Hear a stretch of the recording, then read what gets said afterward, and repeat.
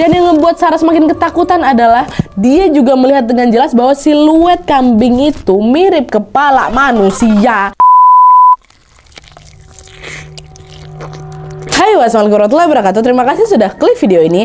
Oke, wah, jadi malam ini kita sudah masuk malam Senin. Itu berarti aku akan kembali lagi membawakan KHW spesial Nusantara part 167 dari Provinsi Sulawesi Tengah. Makin kesini aku makin agak sedih gitu. Habis Sulawesi, habis Papua selesai berarti. Kita bikin KHW Nusantara part 2 apa? Jangan, nanti bosan, kita carilah lagi nanti KHW ini mau kita apakan lah ya. Ada yang bilang, Kak, bikin KHW internasional, Kak. Aku juga pengen kayak gitu, tapi tergantung email lah masuk lah, Wak. Tapi sejauh ini sepanjang mata kami memandang, Wak, ya, email yang masuk dari internasional tuh, dari mancanegara tuh ada dari New York, Belgia, Belanda, Phoenix, Texas, sama siapa? Texas itulah yang terakhir aku tengok. Abis itu dari Malaysia, dari Singapura, Hong Kong juga ada. Tapi nanti tengok nantilah dulu. Usah berangan-angan kali, doain aja lah semuanya lancar, Wak, ya. Oke, kita lanjut lagi nih. Jadi, Wak, di KHW malam ini aku akan menceritakan sebuah kisah menyeramkan yang berkaitan dengan sosok urban legend dari Sulawesi Tengah. Sama seperti masyarakat Kalimantan yang mempercayai adanya kuyang, masyarakat Sulawesi Tengah ini juga mempercayai adanya sosok hantu bertubuh kambing yang mereka sebut sebagai Kalomba. Dan berdasarkan informasi yang aku baca dari artikel-artikel juga nih, Wak, ya, konon katanya sosok ini adalah murni makhluk astral, Wak. Jadi bukan jelmaan manusia yang mempelajari ilmu hitam gitu, bukan. Itu yang kami dapat. Kalau misalnya informasi salah, tolong koreksi aja, Wak, ya, Wak Sulteng. Tapi yang jelas keberadaannya ini menjadi momok menakutkan bagi orang-orang karena Kalombo ini dipercaya kalau udah dia marah, Wak, dia bisa membahayakan nyawa manusia. Dan hal itu jugalah yang membuat Wawa kita kali ini sampai bergetar ketakutan ketika dia tanpa sengaja melihat langsung Kalomba sedang berkeliaran di sekitar rumahnya, Wak. Saking takutnya aku, Nadia, sampai hari ini nih masih trauma aku nengok kambing. Tahu kalian kata? Ya, aku ini senangnya lain gitu loh, Wak, kalau nemuin Wawa aku yang punya pengalaman berbagi ke kita semua soal urban legend mereka di daerah masing-masing. Seriusan, kayak berarti bener ada dong mereka nengok kayak gini, yang kayak gitu loh. Makin penasaran kan kalian gimana kisah yang dialami sama Wawa ini? Jadi tanpa berlama-lama kita langsung masuk aja ke ceritanya ya. Check it out.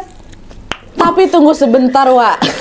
Sebelum aku masuk ke kisahnya, aku mau sampaikan satu informasi penting nih buat Wawa kesayangan aku semua. Karena di sini aku pengen makin deket dan sharing lebih banyak dengan kalian. Aku mau mengundang kalian untuk bergabung di YouTube membership Nadia Omara. Dengan menjadi YouTube memberku setiap bulannya, Wak, kalian akan mendapatkan pertama, tambahan satu konten eksklusif dengan experience baru yang tidak biasa.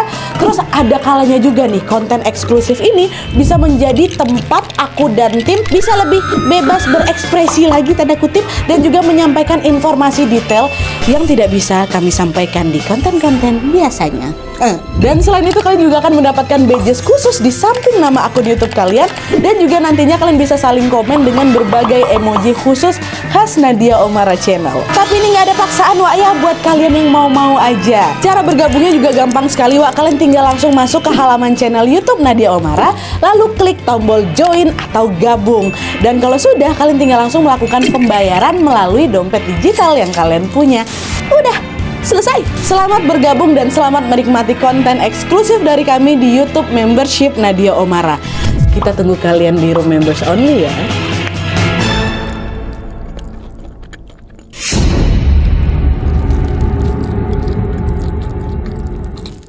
Oke, Wak, jadi kisah yang kuceritakan malam ini dikirim sama Wawa kita yang bernama Rani dari Palu, Sulawesi Tengah. Halo, Rani. Nah, jadi, Wak, ceritanya pada tahun 2006 lalu, Rani beserta keluarganya pindah rumah di sebuah kabupaten di Sulawesi Tengah yang bisa dibilang kabupaten ini agak terpencil, Wak, dari kota. Pada masa itu belum banyak orang yang tinggal di sana dan wilayahnya ini juga masih didominasi oleh hutan-hutan. Kondisi tersebut sempat membuat Rani ini ngerasa nggak nyaman pada saat mereka pertama kali pindah ke sana, Wak. Apalagi Rani ini juga sering mendengar kisah-kisah mistis yang dialami sama warga sekitar. Dan untungnya Rani sama keluarganya sendiri tidak pernah mengalami sesuatu yang janggal di situ, sehingga perlahan-lahan mereka pun bisa tinggal di sana dengan nyaman. Awalnya kayak gitu memang, sampailah pada awal tahun 2014 nih, Wak, ya, bertahun-tahun kemudian, untuk pertama kalinya Rani mengalami kejadian yang sangat menyeramkan di rumahnya itulah. Rani ingat betul kalau malam tuh malam pergantian tahun, nah dia dari tahun 2013 mau masuk 2014. Dimana pada saat itu ayah mereka mengajak mereka sekeluarga untuk pergi ke kota sebelah buat merayakan malam pergantian tahun bersama.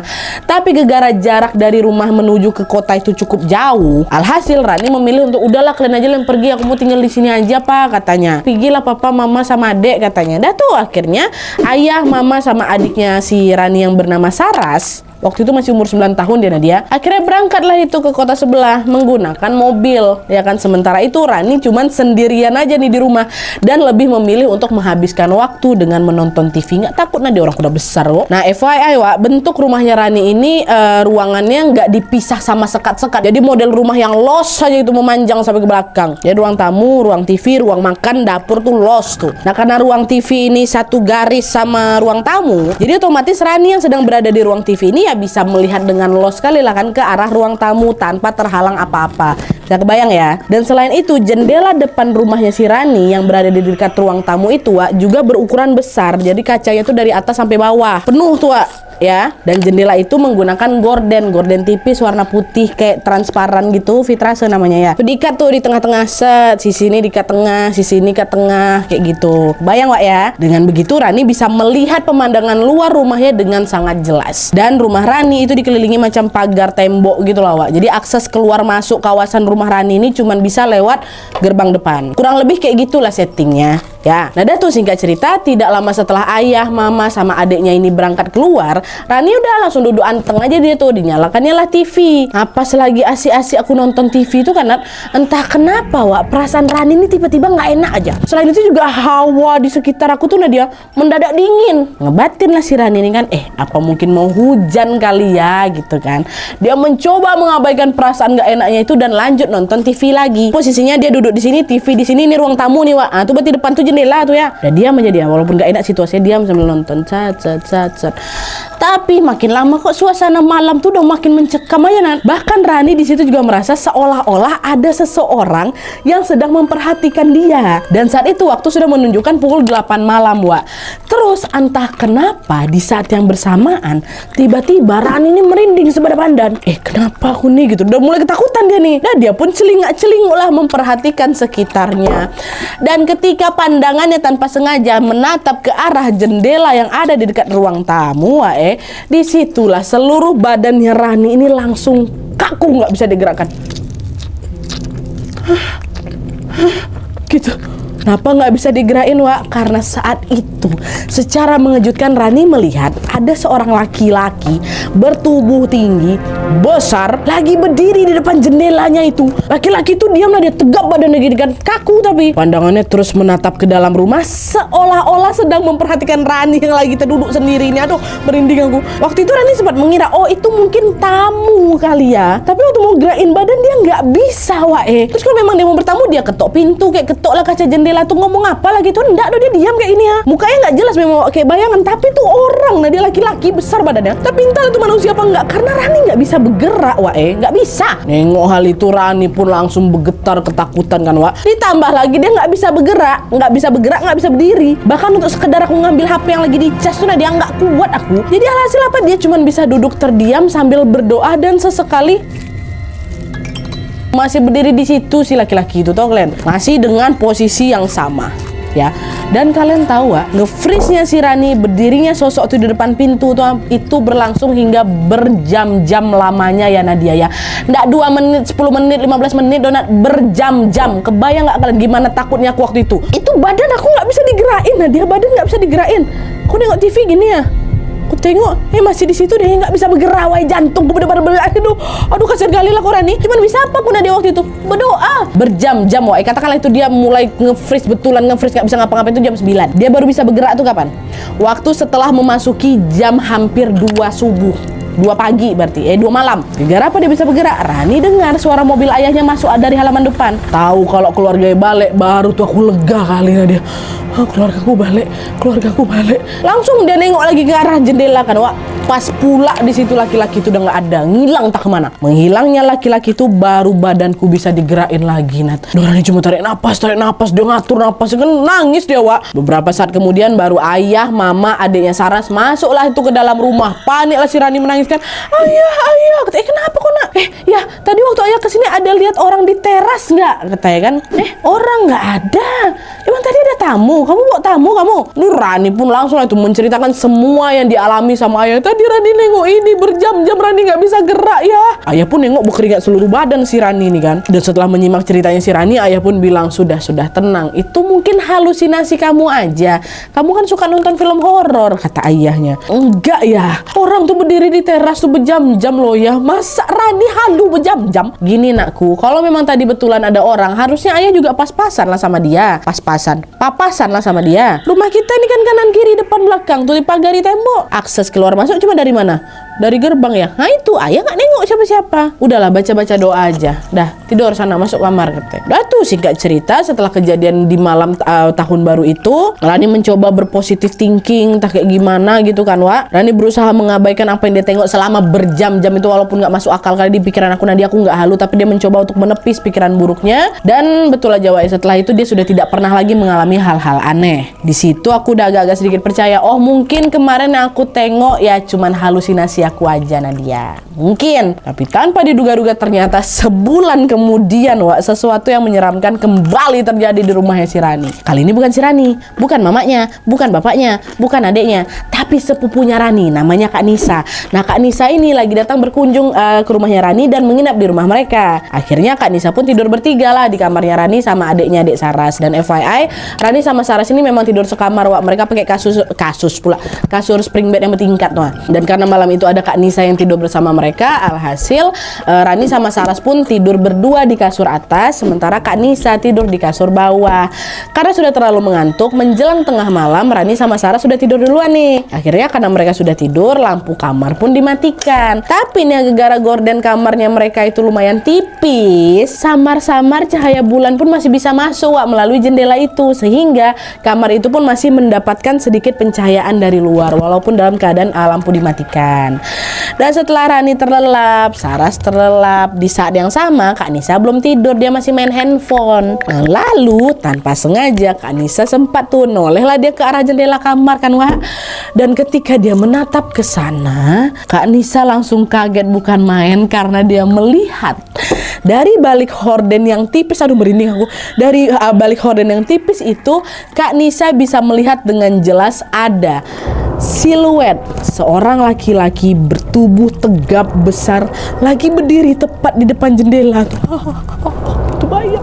Aku nunjuk-nunjuk jendela juga dari tadi ini. Sama juga rupanya waktu nengok siluet si sosok laki-laki entah siapa ini, badan Kak Nisa pun ikutan nge-freeze. Saking takutnya Kak Nisa ini hanya bisa diam terpaku menatap bayangan laki-laki itu. Wah, ditunggu terus kan, beneran nih laki-laki itu nggak bisa digerahin tapi badannya. Ditunggu bayangan laki-laki itu nggak pergi-pergi. Dia masih berdiri di depan jendela itu hingga berjam-jam lamanya juga. Aduh aku terbayang dia mau kayak itu. Bayangkan lah Wak, kalian nge-freeze tapi kalian dihadapkan sama itu berjam-jam. Ya Allah,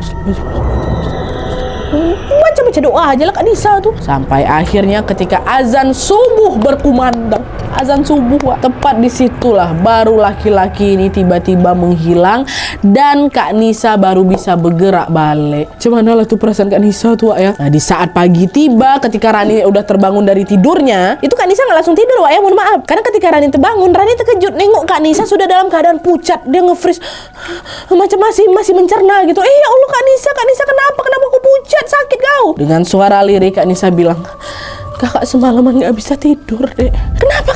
Ada apa? Mendengar pertanyaan Rani, Kak Nisa pun langsung tuh menceritakan kejadian menyeramkan yang dialami baru aja itu semalam. Nah setelah mendengar ceritanya Kak Rani, seketika Rani langsung teringat lah sama kejadian serupa yang dia alami beberapa bulan kemarin ya kan, di malam tahun baru kemarin tuh. Sama nih, astagfirullahaladzim Kak, apa yang Kak Nisa alami tuh persis juga yang aku alami tahun baru kemarin loh Kak. Jangan-jangan sosok yang kita tengok tuh sama nggak dek? Bisa jadi juga sih Kak. Berarti aku nggak halu nih, kakak nengok juga kan macam laki-laki laki-laki badannya besar kayak gitu tegap kakak nge-freeze berjam-jam kan. Iya dek, kata dah halu aku nih, kata si Rani. Entahlah dek, kakak nggak tahu tuh sebenarnya apa yang kita lihat. Tapi gini aja lah, selagi kita aman-aman aja nih berdua, kalau baik-baik aja kan. Setelah kejadian itu baik-baik aja, memang dia nggak datang lagi dia. Ya udah, selagi kita aman-aman aja, lebih baik udah kita simpan sendiri aja. Takutnya malah bikin orang lain panik, apalagi adekku tuh, kasihan, kata Kak Nisa kan. Iya ya kak, ya udahlah, yang penting banyak-banyak doa aja lah kita kak ya, semoga nggak kenapa-napa, kata doa amin, kata mereka. Dah nih. Berhari-hari pun berlalu, Wak, dan alhamdulillahnya semua berjalan dengan aman. Tapi nih ya, beberapa minggu kemudian Rani notice kalau ada yang berubah dari sifat, dari sikapnya adek aku si Saras. Dimana pada saat itu Saras ini mendadak jadi lebih pendiam dan selalu terlihat seperti orang ketakutan.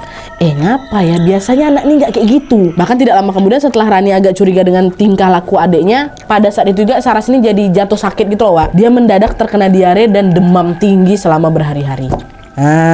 Dan ketika keadaan Saras ini sudah mulai sembuh, pada suatu hari tiba-tiba adiknya si Saras ini mengajak Rani bicara berdua. Kak, bentar lah kak, Saras mau ngomong, katanya gitu kan. Dengan suara lirih Saras bilang, Kakak tahu nggak soal hantu berbadan kambing berkepala manusia, kata dia.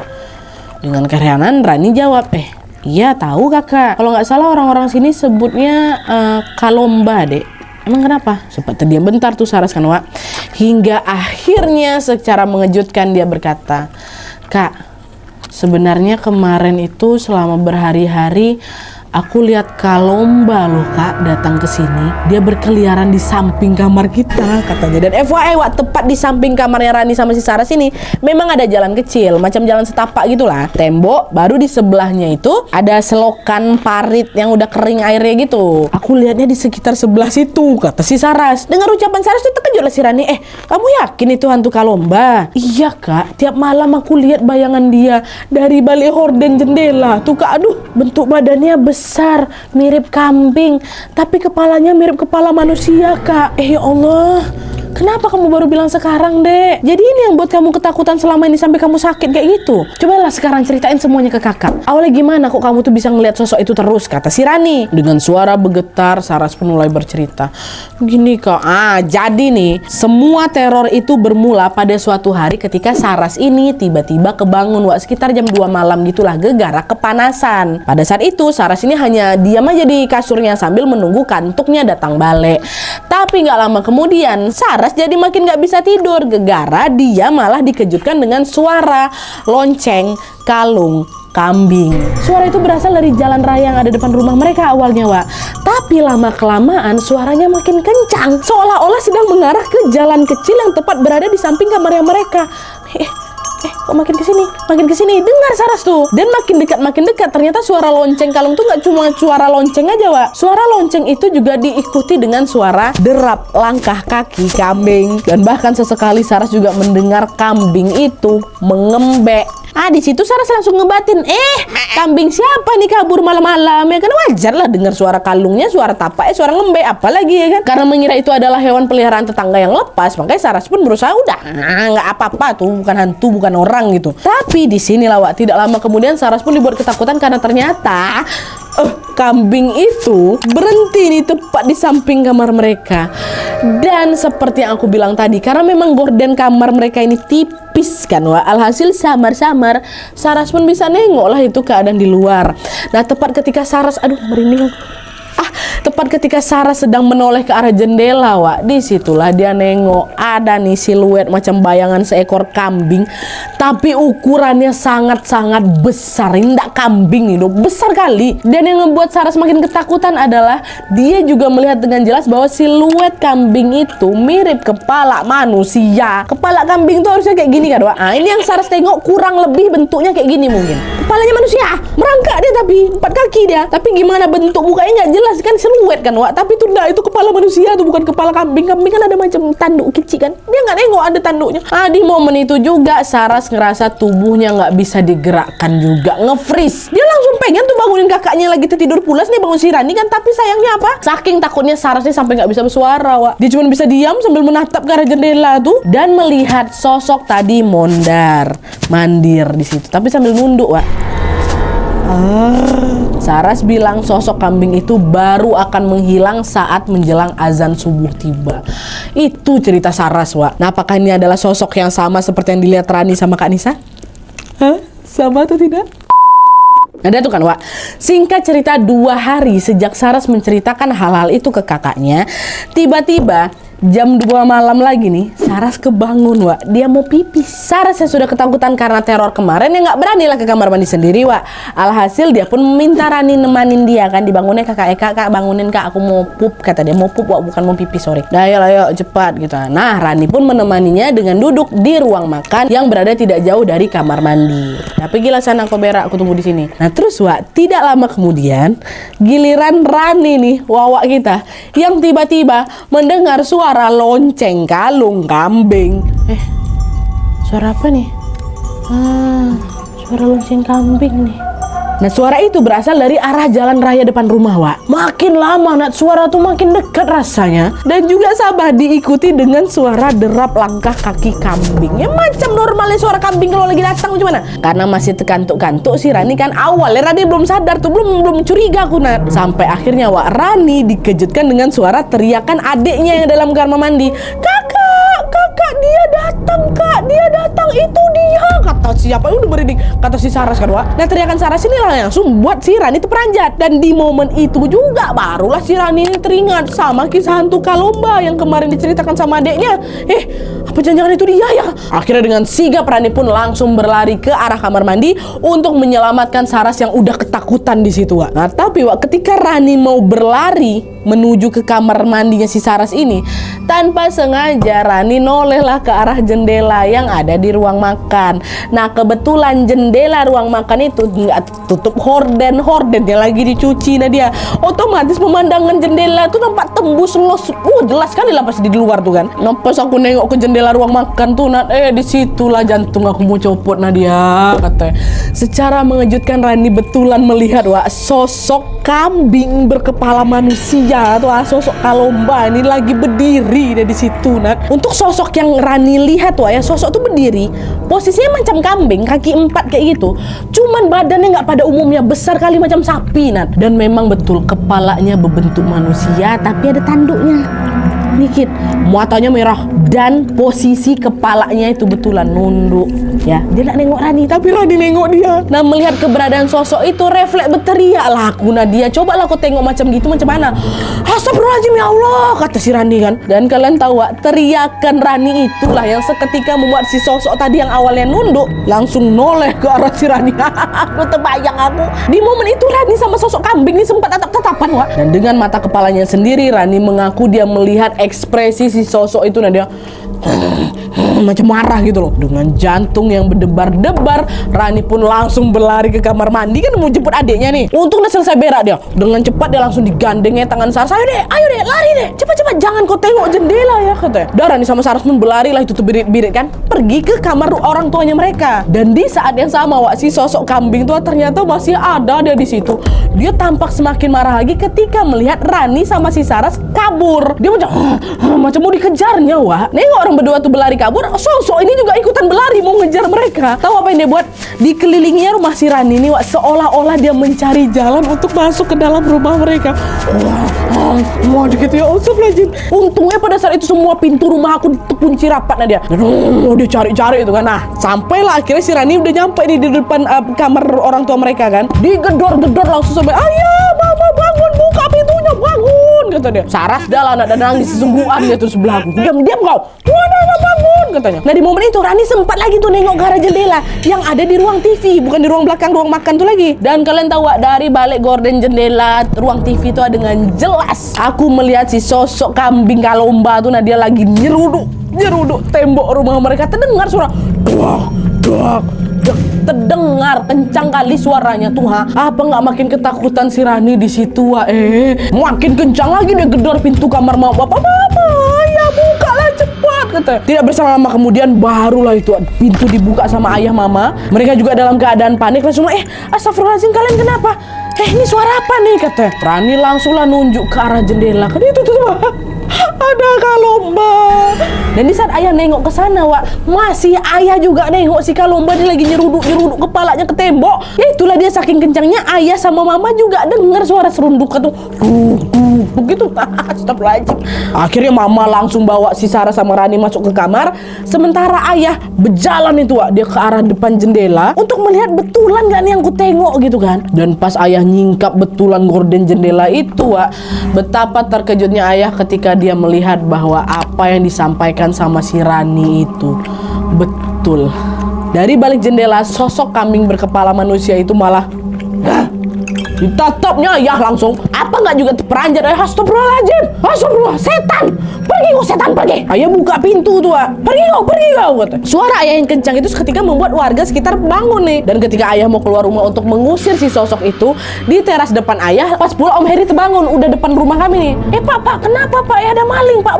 Bukan maling Om, ada Kalomba di samping rumah saya, bantu saya usir dia Om, kata si Papa. Astagfirullah, Kalomba Pak, ayo Pak kita usir, katanya kan. Nah, melihat ayah sama Om Heri yang nekat ngusir sosok itu, refleks Rani pun jadi ketakutan minta tolong dia, Wak. Menjerit dia karena Rani takut ayah sama Om Heri dia apa-apain sama sosok itu. Nah dia katanya kan sosoknya juga bisa kan, tolong kata si Rani. Dan untungnya teriakan Rani bisa membangunkan banyak warga lagi. Alhasil dalam waktu singkat rumah mereka pun langsung didatangi sama warga sekitar. Nah ketika para warga itu melihat ayah sama Om Heri ini lagi sedang mengusir Kalomba, mereka juga langsung membawa tongkat dan batu untuk melempar si sosok ini, Wak. Awalnya Kalomba nih berani dia macam mau diserangnya ayah sama Om Heri kan, kata si Rani. Tapi waktu dia tengok ada banyak warga datang, nah dia ketakutan juga sosok tuh. Akhirnya dia balik badan, dia panjat tembok, langsunglah dia berlari ke kebun arah belakang rumah. Waktu dikejar sama warga, di sanalah sosok itu pun tiba-tiba menghilang. Ya Allah. Udah tuh, keesokan harinya setelah langit sudah mulai terang, datang nih, Wak, seorang tetua desa gitulah bertamu ke rumahnya Rani. Nah, tetua desa itu nanya, semalam ada apa? Saya dengar ada keributan, katanya kan. Ayah ngomong, iya Pak, betul. Tadi malam rumah kami didatangi sosok Kalomba, Pak. Kenapa dia bisa tiba-tiba kesini ya Pak ya? Kata siapa? Kata ayah kan. Dia tidak mungkin datang kalau bukan karena ada yang memancingnya dengan makanan kesukaannya, kata si tetua ini. Hah?